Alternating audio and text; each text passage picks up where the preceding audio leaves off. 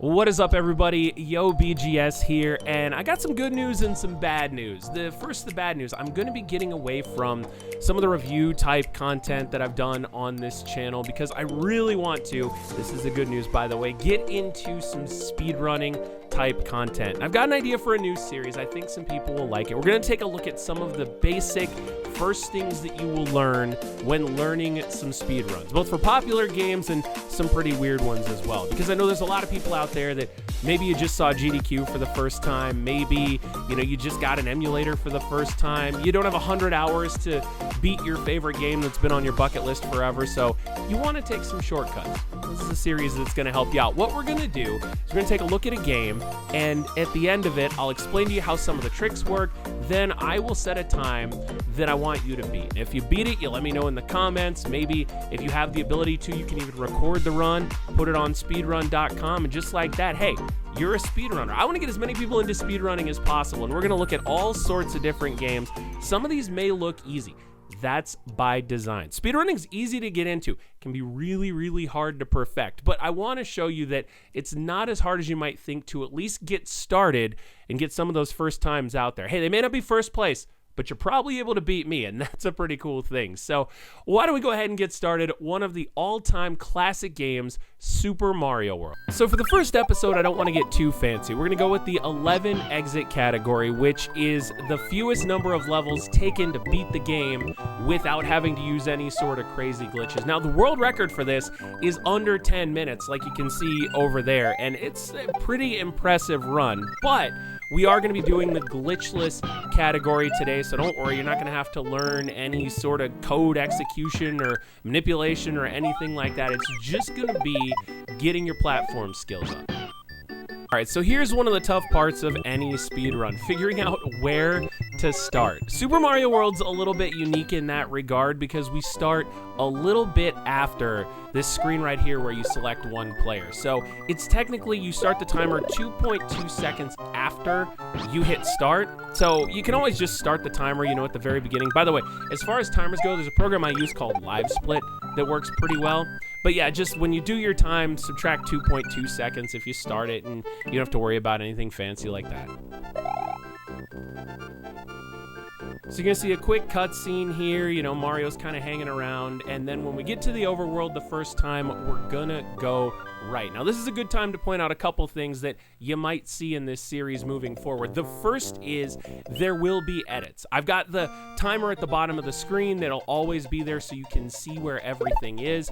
By the way, you can check out my other channel, Yo BGS Speedruns. That's where I'll put the full run, unedited, so you can see everything I did. But for purposes of this, because I may look at games like Earthbound someday, I don't want to have a 6-hour video, so things will jump around. And as we keep running to the right here, it's worth pointing out, Y is sprint, B is jump, A is the spin jump. You'll need all those in order to beat the game. But other than that, you just run through this first level, get to the end, and everything's all right.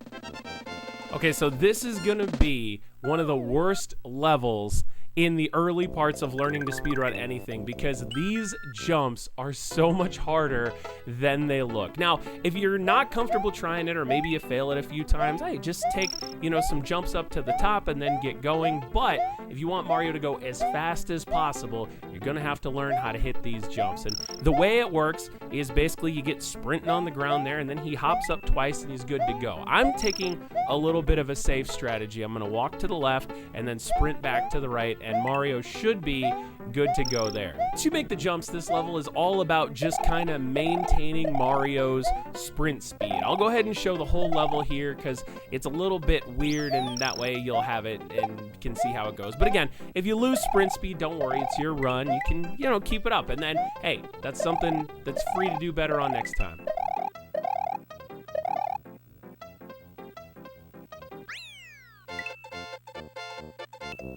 Well, moving along to Yoshi's Island, what would it be, 4 now? We've got another level that's going to teach you how to keep your sprint speed, and it's also going to teach you how to use sort of jumps and half jumps to keep sprinting, but at the same time avoid the spiky balls. And don't worry, I'm not gonna lecture anybody about parallel universes or half A presses or anything like that. You just keep the speed, you jump in the water when you have to. There's a really cool strat you can do with the turtle shell, but that's like way better than anything I can do. So yeah, just keep your speed, hit the swag fish, get through the level, and then move on.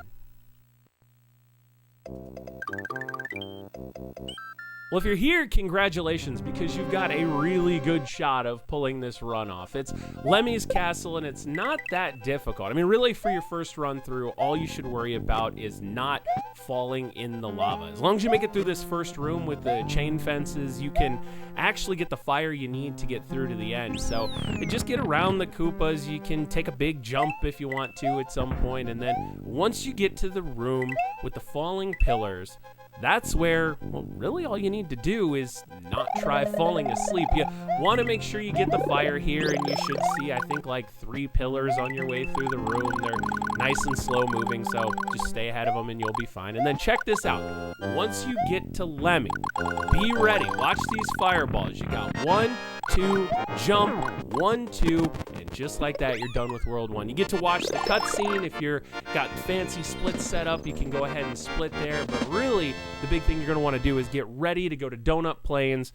We're going to be taken to the sky. All right, Donut Plains 1 is your first training ground. You are literally going to get your cape from the first enemy in this level and then get sprinting, jump up in the air, fly all the way through. If you can get up off the top of the screen, go ahead and do that. Just keep the flight going. You'll go over the pipe, you grab the key, you put it in the keyhole, you're good to go.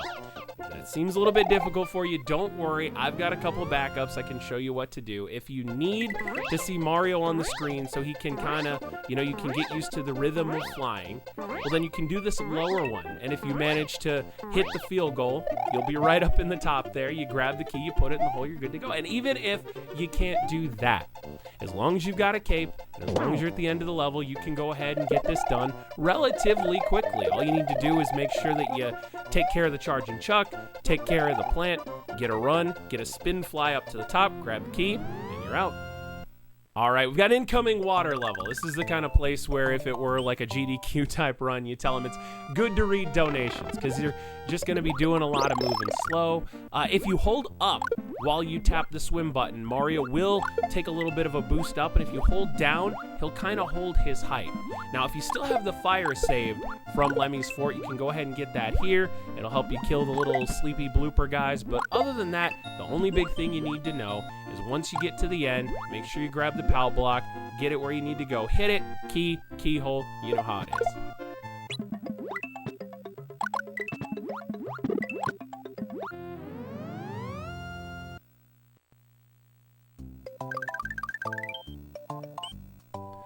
Well, things get a little bit spoopy in the ghost house here, but they're not nearly as bad as you might think. I mean, you just gotta get through the level here, avoid the big boo, and then once you get to the room with the circular boos, you can go all the way to the far left, you hit the P switch, and then if you've still got a cape, you're gonna wanna fly up to the top and go in the ghost door up there. I mean, it's just that simple. And then you're gonna be fighting the big boo. He takes 3 blocks. He's always in the same spot, so you just hit him once, you hit him twice, you hit him a 3rd time, he falls down, you get ready for Star World. Now, the big important thing before you go into Star World, which does have some of the easiest levels in the game, is that you want to have a cape. You need the cape because there's going to be a lot of flying going on, and backtracking can cost you a ton of time. So make sure you get it before you go to Star World, and you'll be good to go.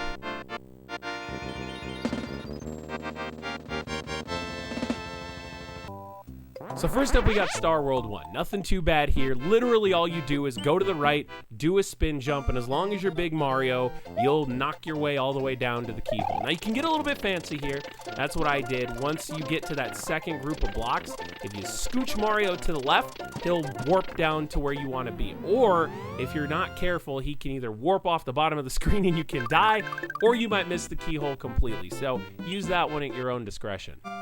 All right, Star World 2 is a little bit tricky because this Yoshi is a gremlin and it is after midnight. You do not want to feed him too much because if you do, Yoshi's going to get big, you can't carry him anymore, you're going to lose speed because you have to do regular swimming and that's slow. So what I do for this level is I grab the star because then Mario can bonk into enemies, you don't have to worry about it, and you can avoid feeding Yoshi wherever possible. Now, if you hang on to Yoshi, it's pretty easy. You just get to the end of the level, you drop Yoshi, we don't kill him because we're not savages, you pick up the key, ship it with the keyhole, and you're good to go. Moving on. All right, this is my favorite level, and if you blink, you're going to miss it. Literally all you do is hold sprint, run to the right, grab the P block, jump, fly up to the top, bonk the question block.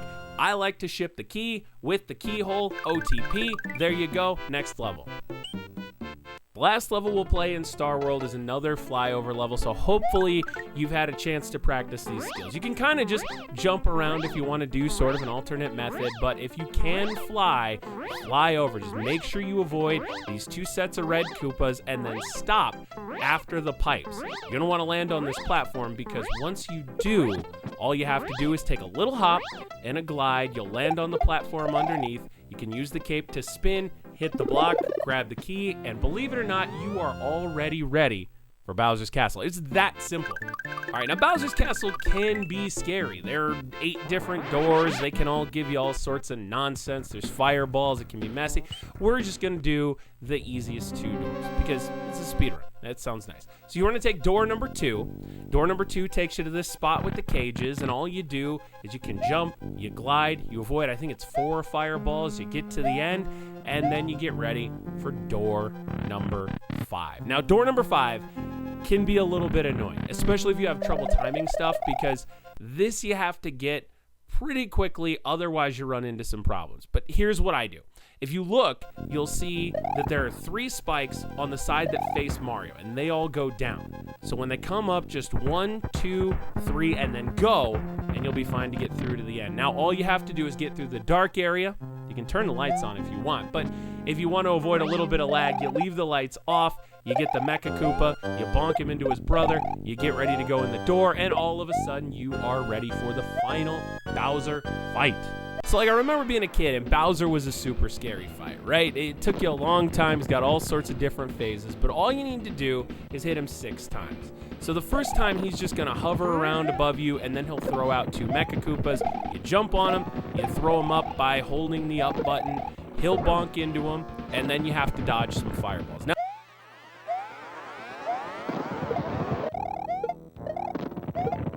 Now, you're supposed to do the same thing every time. There's a Mario World runner his name's Fitz1889. He's really helpful in teaching me the game. He says do the same thing every time. So I jump around like an idiot every time. Once the fireballs are done, they'll get through the screen. Peach gives you a mushroom. Bowser comes back out, and now you're gonna have to dodge 2 like cannonballs that Bowser drops and they bounce after you. You can either spin jump on them, that works fine, or if you're smart, and you watch better runners than me, you can see how to skip the entire second ball phase. I just deal with both of them, get the Mecha Koopas, make sure you land the shots, and then you're ready.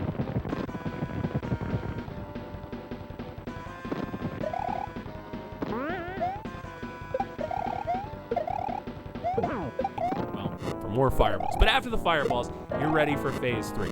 2 more hits and you're good to go. Now, if you're like me and you frequently miss a throw and you got an extra Mecha Koopa, you can hit Bowser here and he'll only do the little hopping back and forth 5 times. Otherwise, he's gonna bounce back and forth 8. You guessed it. He's gonna throw another 2 Mecha Koopas, you grab those, you hit Bowser, he'll float up to the top of the screen, and when you see Peach, that's time. And believe it or not, you've just beaten Super Mario World. You speedrun 11 exits, probably in right around 15 minutes. Now, my time for this run was 12 minutes. It's a ways off of what my PB is, which I think is somewhere in the 10s, but I wanted to see if you can beat my time of 12 minutes. I think it's something that you can do. It's not something that should be too difficult. If you destroy it, by all means, let me know in the comments that you destroyed it. I think that'd be the coolest thing ever. Well, there you have it. Super Mario World done in probably a little bit less than 15 minutes. Now, this is not meant to be an all-encompassing guide. For that, again, I recommend going to the Super Mario World speedrun.com page. You'll find the Mario World Discord there. You can get people that will teach you a lot more advanced strategies. But I always see people asking, how can I get started? Where do I get going on a run? And I figure no better place than here, no better time than now to kind of learn some of the basic tricks for a lot of different runs. If there's a game that you like that maybe you want to see some of the basic speedrun strats put together for, feel free to leave me a comment. Let me know what it is. I think on speedrun.com I've run like 200 games, so I should be able to think of a few others. I'm going to try and get at least 2 a month, possibly more than that. But yeah, we're going to be doing a lot of Let's Speedrun style videos here on YoBGS. You can check me out on my Twitch. I'm usually playing something there, a few nights a week. It's twitch.tv/YoBGS. I'll catch you next time. Thanks for checking out the video.